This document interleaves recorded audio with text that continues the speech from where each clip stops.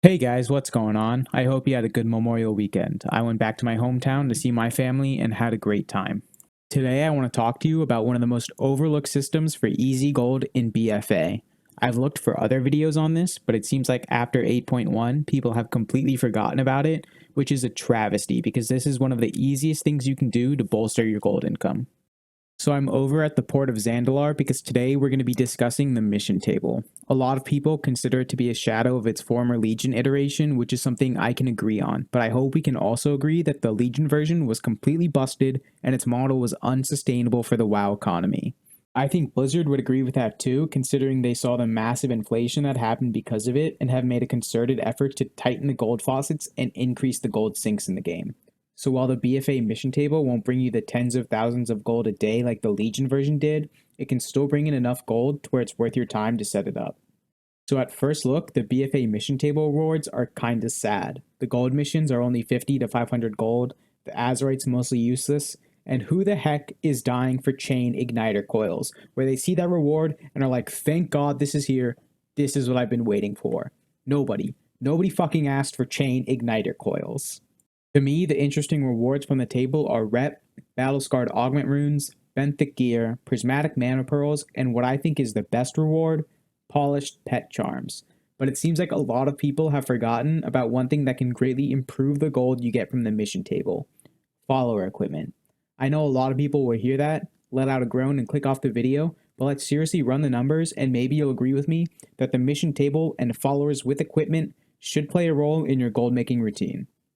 So there's a large variety of follower equipment, some that give you an increased success chance, some that decrease mission time, and the ones I want to focus on, the ones that have a chance to bring back raw materials on successful missions. The proc rate isn't super high on these, but the mission table isn't a get rich quick scheme. It's slow and steady income. So we have 6 followers each, and each of them can get 2 slots of follower equipment when they're upgraded to legendary. The equipment has about a 10% chance to bring back materials, meaning if you have 2 equipped, each follower has a 20% chance to bring back materials from at least 1 equipment. With 3 followers sent per mission, every mission has a 60% chance for at least one of your pieces of equipment to bring back raw mats. So 6 followers with 2 pieces of equipment being sent on 1 mission a day is a 120% chance to bring back materials. 2 missions a day is a 240% chance for a piece of equipment to proc. This means you can get a little more than 2 procs a day. Ones I'm going to recommend are the Tide Spray Linen Hook and the Potion of Herb Tracking, because these mats can be shuffled into other raw mats and will give us the widest variety in ways we can use them. For example, we can use the Tide Spray Linen Raw or turn them into cloth bracers to disenchant into dust, shards, and crystals. The herbs can be used to craft potions or milled into inks that can be crafted into contracts, war scrolls, or offhands to then be disenchanted as well. The average Tide Spray Linen proc will bring in 30 Tide Spray Linen, and the average herb proc will bring in 35 herbs or 7 anchor weed. So on the low end, we're getting 60G, and on the high end, about 500. But this is only if you're selling the raw mats. If you're smart, you're looking into the best material to shuffle these into, then the best crafts to make with those materials so you can get way more gold out of them. If I'm turning them into enchants or contracts or war scrolls, I can make about 500 gold from each proc. With a little over 2 procs a day, that's 1,000 gold, or if you're going balls to the wall and send out 3 missions a day, you'll get almost 5 procs for over 2k gold. I want to say check the prices of follower equipment on your servers to see if there's something you want to invest in. I have alts covering all the professions, so I can make them for a few thousand gold each, which is an investment I don't mind making at all, because I know I'll make my money back and way more. But it's up to you to decide for yourself if it's worth your gold. But that 1,000 gold a day isn't all that comes from the table. That's just a bonus from the real reason we're using the mission table: Rep, Augment Runes, and Polished Pet Charms. The Rep contributes towards Paragon caches, which when opened give around 4,000 raw gold. So 4,000 raw gold divided by 10k Rep to get one means the 250 Rep missions give about 100 gold.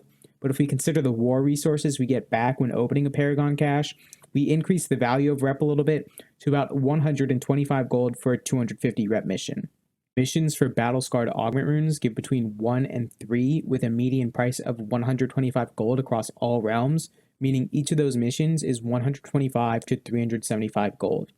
Benthic tokens are also a reward which you can claim for free epic, that if you disenchant with the enchanting tool of the trade, you'll get on average 250 gold worth of enchanting mats. Prismatic mana pearls also appear on the table that if you can trade them for benthic gear to then disenchant, each mission giving up to 10 pearls is worth 500 gold. The big money maker and the missions we want to prioritize above all else are the polished pet charms. I've seen missions where they can give you 20 charms, and we're going to be using these to trade for pets from vendors to sell in the auction house. The Windfeather chick costs 300 charms and can be sold for an average of 26k. The Pygmy Camel costs the same and sells for 22k. The Tiny Direhorn only costs 100 charms and sells for a median value of 17k across all US realms. The list goes on and on, guys. A Cursed Hexer is 500 charms, sells for 38k. The Lil Ben Fawn is 300 charms and sells for 30k. Child of Janny is 100 charms and sells for 23k. If you do the math and take the median price of all the pets you can buy with charms divided by the amount of charms needed, each pet charm is worth about 176 gold. That means the missions that give 20 charms are worth 3.5k gold. The pet charms from the mission table are a gold mine, and you should be sending out every single pet charm mission, finding the most profitable pets on your server, and listing them on the auction house. Battle pets aren't the fastest seller, so make sure you're buying and listing a diverse selection instead of just stacking a few of the ones that sell for the most.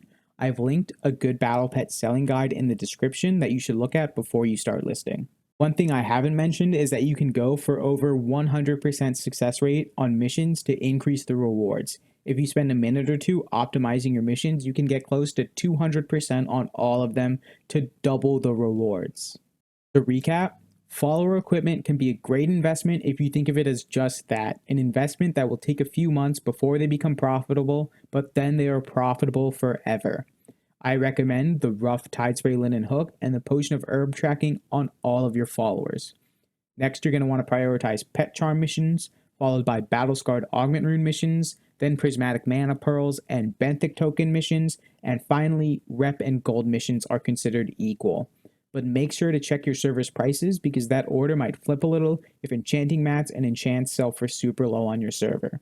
I also want to note that I never recruit troops and save all my resources for sending out my core followers. I don't want to spend all day farming war resources across all my ults, and I want to maximize the amount of follower equipment procs I get per war resource. Guys, I don't think it's a stretch to say you can get 60 to 80k a month from just your mission table per character. And for something you can do in 5 minutes of work a day while you sit on the shitter and send out missions from the companion app, you're a fool if you're not taking advantage of this.